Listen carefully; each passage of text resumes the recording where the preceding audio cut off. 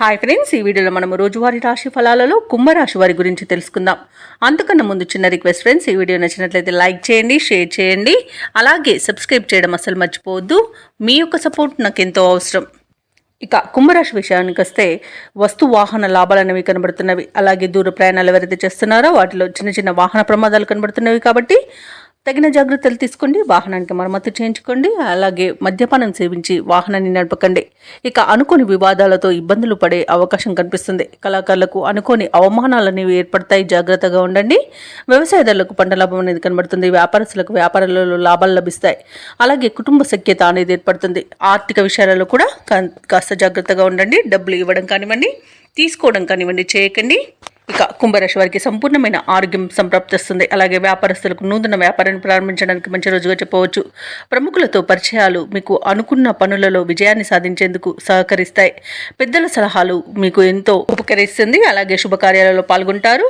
ఇక నూతన గృహాన్ని స్థలాలను కొనుగోలు చేస్తారు. కాకపోతే ఇంట బయట బాధ్యతలు కొంత చికాకు పరుస్తాయి. సోదర వర్గం నుండి కూడా ఒక కీలక సమాచారం అందుతుంది.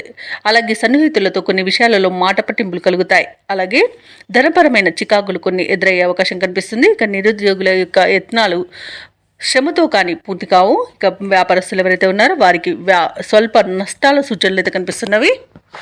ఇక కుంభరాశి వారికి రోజు ఆర్థిక పరిస్థితి మెరుగుపడుతుంది. సన్నిహితులతో ఉత్సాహంగా గడుపుతారు.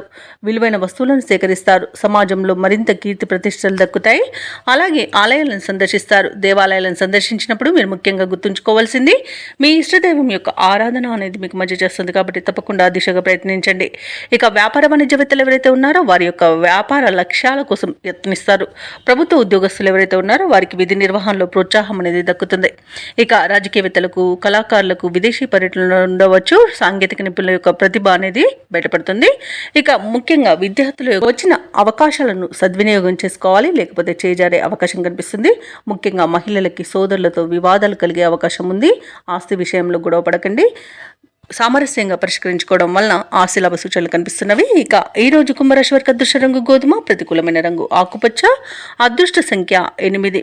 ఈరోజు కుంభరాశి వారు నవగ్రహ స్తోత్రాలు పఠించడం వలన మంచి శుభ ఫలితాలను పొందుతారు. అలాగే పనులలో వచ్చే ఆటంకాలని తొలగించుకోగలుగుతారు.